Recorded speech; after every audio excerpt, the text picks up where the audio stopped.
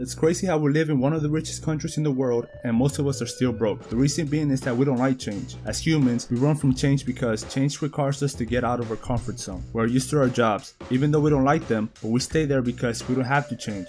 We just have to follow orders. We live our lives depending on someone else's money. The harder we work for our jobs, the richer they get and the more middle class we stay. Earl Nightingale once said that if you gather 100 men and start them off evenly at age 25, by age 65, one will be rich, 4 will be financially independent, 5 will still be working, and 54 will be broke, working for somebody else. Today, I will share with you 3 lessons that I learned from reading the book Rich Dad Poor Dad, and which changed the way I look at money forever. Before we start, what advice do you have about money? Write it down in the comments.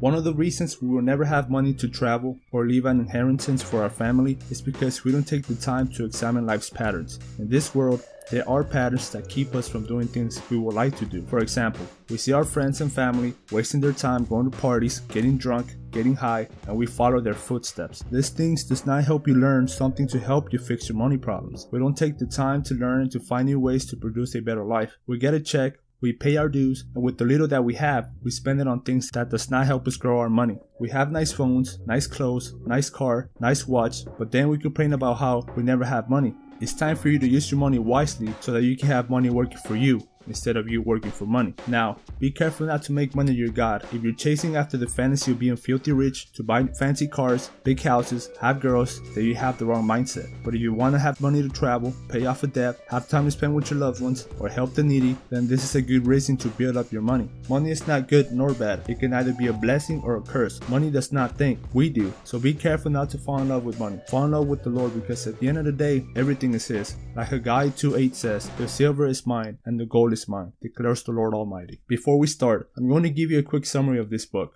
Robert Kiyosaki had a dad that had a PhD, which he calls Poor Dad, and another dad, which was his friend's dad, which he called Rich Dad, who had barely finished the 8th grade. He explains how school teaches us how to be professionals, but failed to teach us how money works. His poor dad would say he was not rich because he had kids, and his rich dad would say he had to get rich for his kids. One will leave bills to be paid, the other will leave millions to his people. Robert decided to follow his rich dad's footsteps. Check out this book. It will definitely change the way you look at money. Lesson 1. Avoiding one of life's biggest traps. Robert says that people have a price because of 2 emotions, named fear and greed. Fear being the thought of being broke, which will force us to work harder, and greed jumps in when we finally get our checks and we begin to think what we could do with our money. He says that people are controlled by these 2 emotions. This means that when most people get more money due to the fact that they don't know how money works, they will spend more money.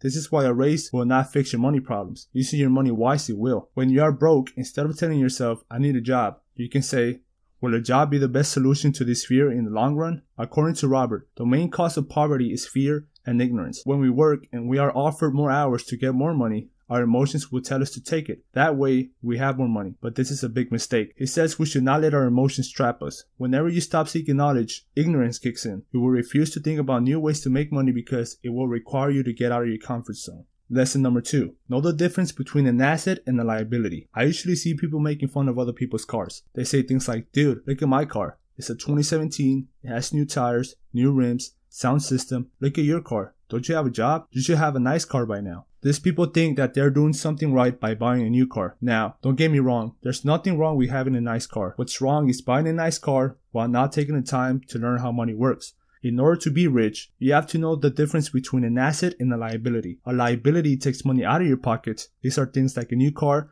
gas, phone bill, etc. In order to have more money, you have to spend your life buying assets, which are things like owning companies, rentals, stocks, etc. If you want to be broke all the time, spend your time buying liabilities. Buy that new car, buy that new phone, just like everyone else. All the people I know does not have the privilege to take a whole month off from work due to this. They spend their lives buying liabilities. It's a sad reality, but it's true. I'm not trying to reach that point. I don't know about you, but I want to donate money to a charity, to my church, never miss one of my kids' school projects, spend time with my wife, traveling the world, and help my parents financially. I'm tired of being like the rest, broke all the time. Robert says that a person can have an education, be professionally successful, and still be broke. Lesson number 3. Minding your own business. Most people spend their lives making other people rich instead of focusing on making themselves rich. One mistake that a lot of college students make is becoming what they study and forgetting to worry about making money work for them. Most of the time, people think that by getting another job or getting a raise will be the answer to the financial problems. But according to Robert, more money does not fix this. Assets do.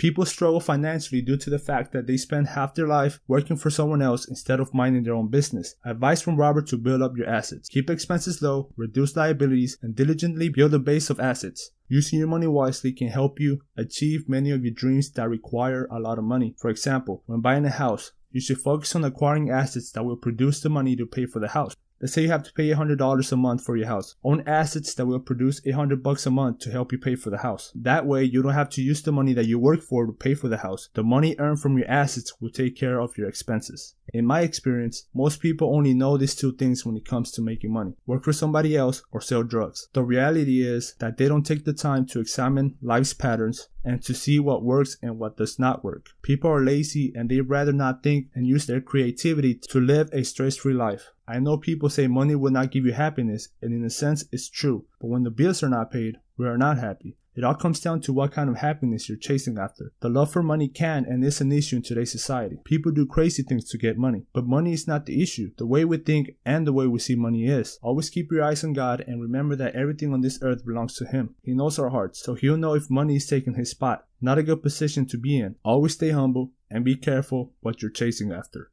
Thanks for taking the time, God bless, and don't forget to subscribe. If you liked the video, give it a thumbs up, and also let your Spanish speaking friends about my Spanish YouTube channel, which covers the same content. Link will be in the description. Till next time.